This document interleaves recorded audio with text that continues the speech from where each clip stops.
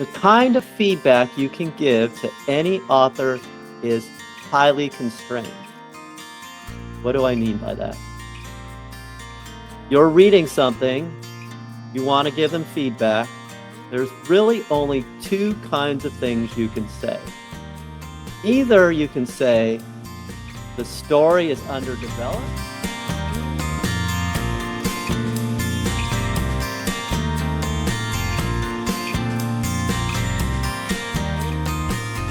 Well, welcome everybody. The title of today's mini talk is Literally Unforgettable, Coherent Stories in Memory.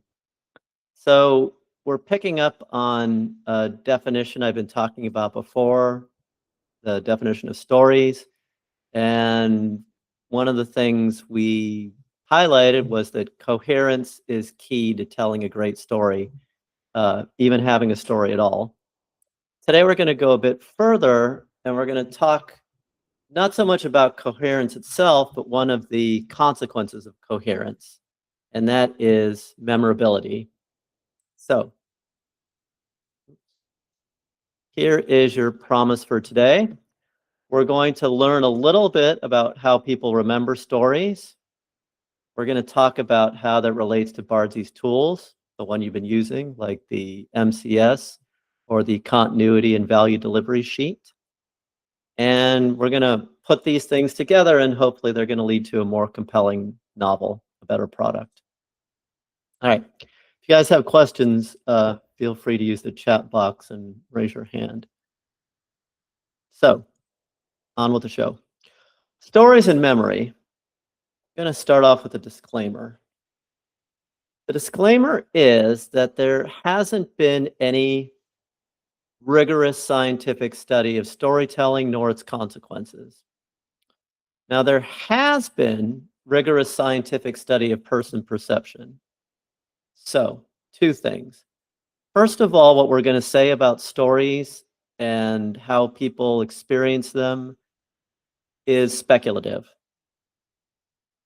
So people who tell you that there is a story science, as I said, or some kind of story instinct or a knowledge base that allows you to write better stories,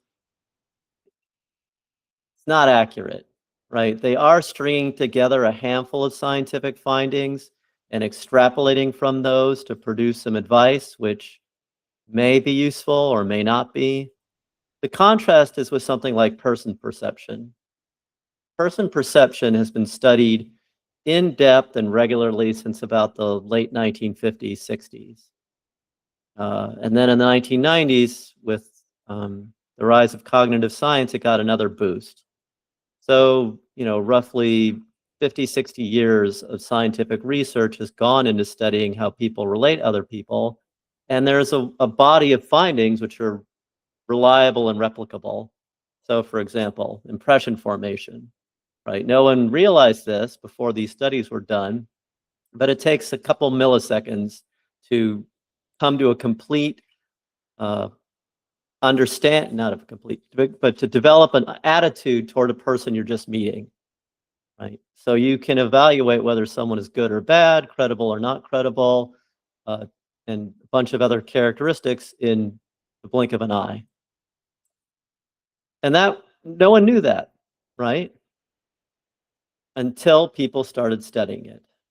And the real upshot of that finding is that these impressions are very sticky, right? Once you meet someone and you form an opinion of them, it's very hard to get people to change that opinion, right? 3 sentences in favor of something, absorbed, and then it's going to take 20, 50, 100 sentences to counteract that initial impression, if not more. And then there's another interesting finding, which is what comes first is the most important. This is a salience argument. And some of these in retrospect seem obvious, right? Common sense, but they're not. So the textbook example of this is the contrast between two familiar sayings. On the one hand, you have opposites attract, and on the other hand, you have birds of a feather flock together. So the way those observations are studied is by measuring people's similarity and then seeing whether their relationships are successful, right? Whether they are attracted to each other, whether they can go on to have a successful romantic relationship, even if they're friends or colleagues, right? And only one of those two things can be true. Opposites attract, or try to do a bird. Birds of a feather flock together. So which do you think is true? Votes for birds of a feather flock together? Dang. All right. Everyone voted for birds of a feather flock together. You were supposed to vote for opposites attract. But you're right. It turns out that opposites attract just isn't true, right? In our experience and all these studies, over and over again, it's been shown that the more similar people are, the better they're going to get along, and the better their relationship is going to be, and the longer it lasts. If you did this in a freshman psychology class, you'd probably get a more 50-50 split. But since we were all wise authors, I guess that's why we all went 100-0. So, we based our publishable characters guide on this psychology of person perception, and that gave us a good understanding of how people relate to others. And then that extended to how they related to fictional characters. When you look at stories in general, however, there's no real body of research we can rely on. There's a few scattered studies.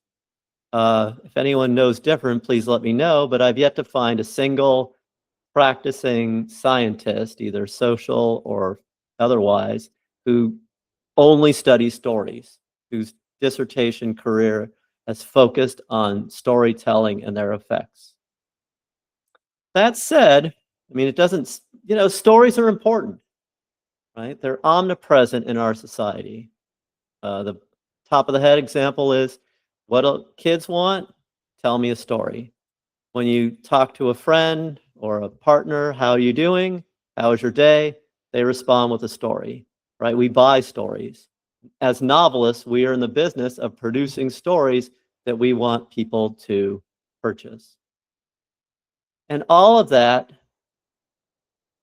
speaks to how in demand stories are. Now, that raises the question of, why are they so in demand and entertaining, enjoyable, etc.? The continuation of that is that there is an evolved mechanism in the brain that helps us communicate through stories. Going back to some Bardsy theory, stories are about sharing some kind of overlapping meaning. And if they fulfill a wide variety of functions beyond that, but even that alone is enough to produce major advantages in terms of individual lives and in terms of human culture. And that suggests that somehow our brains, I don't know whether it's evolutionary or what, it's not my expertise, but they, by design, handle stories.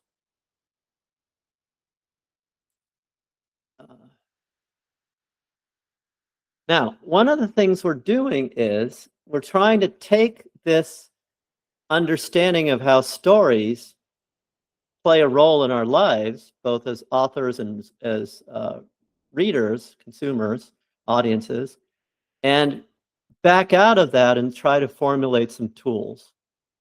And the thing I'd like you to remember from this talk is that all of our tools are centered on the role of memory. And more broadly, everything that has to do with telling stories and hearing or reading stories also relates to memory. So let me just refresh your memories a little bit and give you the definition of stories. By now, we should all be familiar with this. Stories are coherent combinations of 5 elements: character, world, plot, conflict, and theme. I talked a lot about coherence.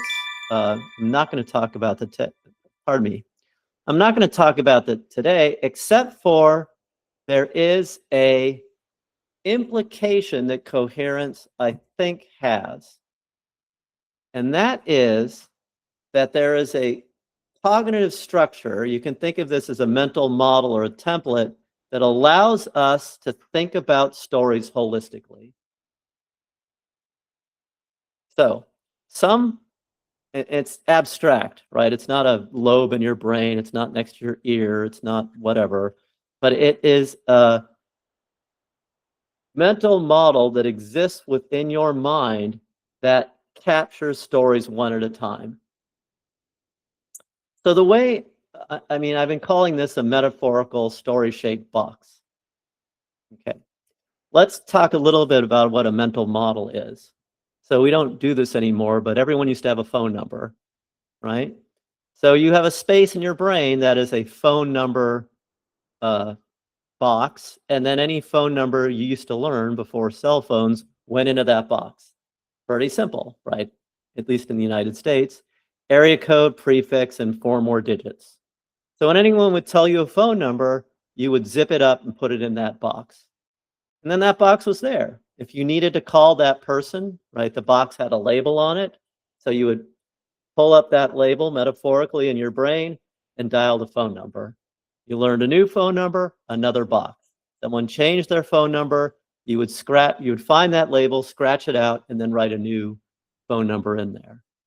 That's what we mean by a mental model or a cognitive structure, right? It is a way the brain is organized to deal with a particular thing it needs to remember.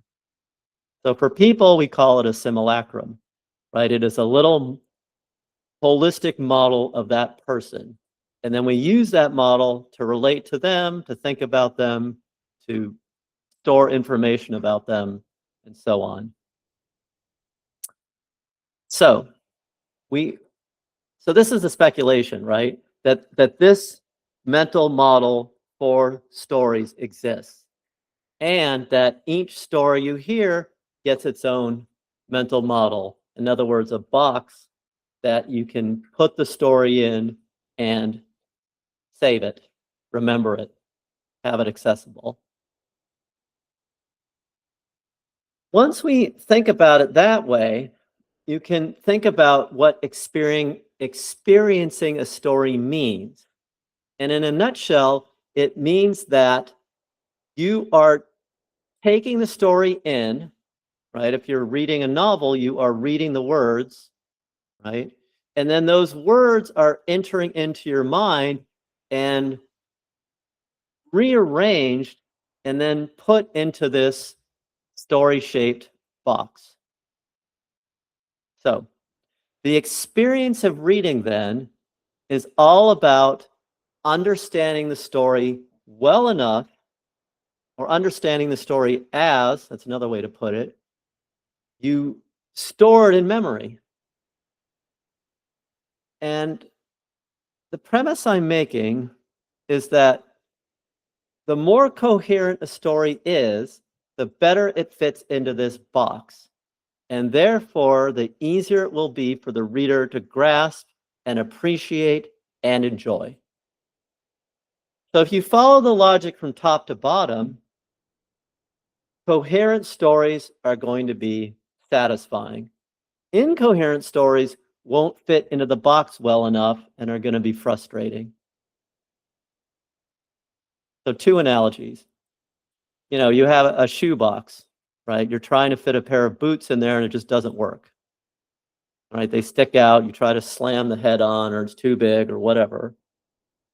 It's not a good experience, right? That's how one way we want to think about incoherent stories. And then from another angle, I want to think about memorability, right? And you can also think of this as a proof of the existence of this kind of story box, a mental model for stories. So oftentimes I ask you, think back to a favorite story from childhood, and then I ask you to retell it. And guess what?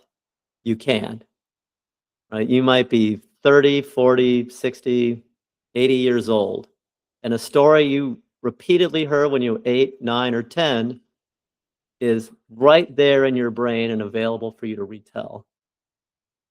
Now, not every story you heard at that age is available for you to retell, only your favorites.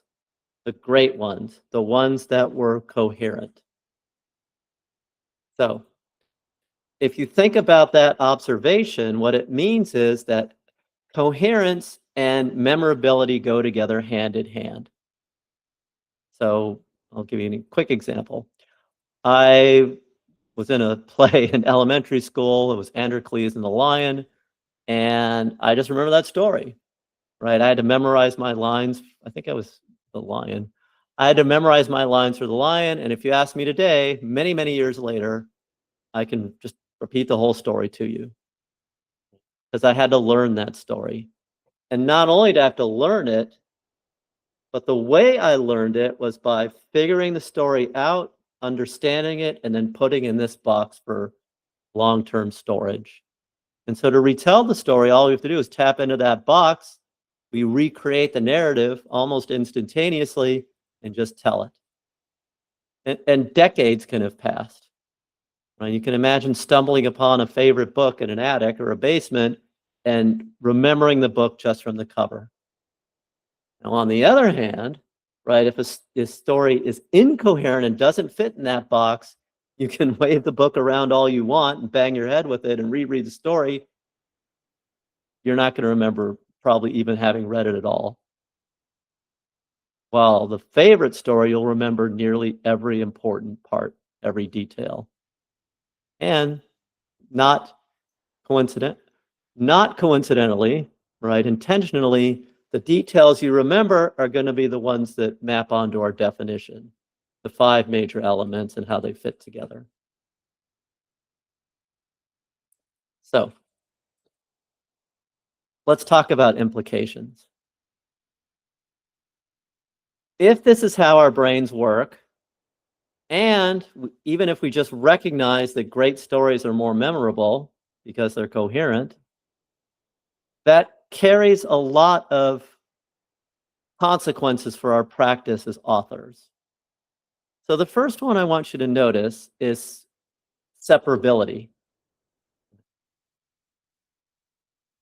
I'm defining separability as the separation of the story from whatever format or media it appears in. So the way to think about this is an adaptation, right? I'll mention 2 of our favorite shows, Slow Horses, forget what the other one, Last Kingdom, right? But you can think about anything, right? Pride and Prejudice, I don't know, name a story that's appeared in both a movie and a book, or a movie and a video game, or a TV show and a video game like Witcher. You have the same story, and yet it can be told in 2 different ways. In a novel, it's told in words. In an audiobook, pretty much the same. It's told in sounds.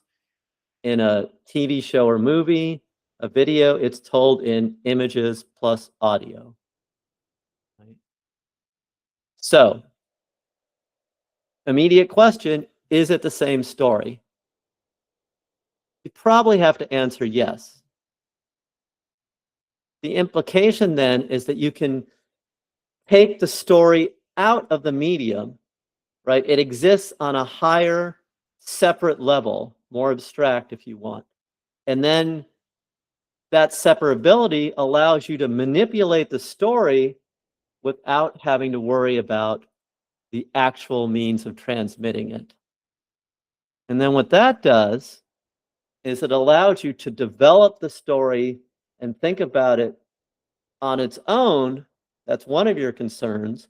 And then another concern is getting that story across to your audience, which is transmission. So, story on the one hand, it can be transmitted in any number of ways. Morse code, right? Semaphore flags, if you're a fan of Monty Python. Or it can be put into words. But they are 2 separate concerns. And that gives rise to a lot of our developmental tools. So the ones we've been talking about the most are the minimum complete story, the continuity and value delivery spreadsheet. But all of these are ways to manage the story itself on the one hand, and then help you put that story into words so that they can be delivered or transmitted to your audience or reader. Now, here's the real punchline. It's brand new, I think, to you guys. If this is true, and there's reason to believe it is, the kind of feedback you can give to any author is highly constrained. What do I mean by that? You're reading something, you want to give them feedback. There's really only two kinds of things you can say. Either you can say the story is underdeveloped, or you're not transmitting the story effectively. So think about that, right? All the comments we make in our directed writing groups, all the feelings you have about any movie, TV show, novel, or comic book, whatever you read, all of those thoughts can be boiled down to one of two things. Either story isn't developed, right? For example, there's no peak. This character lacks motivation. I didn't understand how they could exist in this world, right? All of those are story issues. Or you're not transmitting the story effectively, which namely takes the form of, I was confused, I was bored, or this chapter doesn't advance the story. This chapter has nothing to do with the story. Or worse, this chapter contradicts the story. So going forward, I think it's very useful for you to try to think about those two concerns separately. And when you have a reaction, a comment to a selection, try to figure out whether you're addressing the developmental problem, right, or addressing some kind of alignment issue. The writing isn't telling the story effectively. Now, just a quick note, there is a third category of things, which are basically grammar, punctuation, word choice, things like that, which, as you know, we kind of push lower in our priority list. So we're talking about high-level feedback. All right, so does anyone have any questions? Good. Well, thank you very much. And let me close out the slides, and we will continue with our directed writing group session.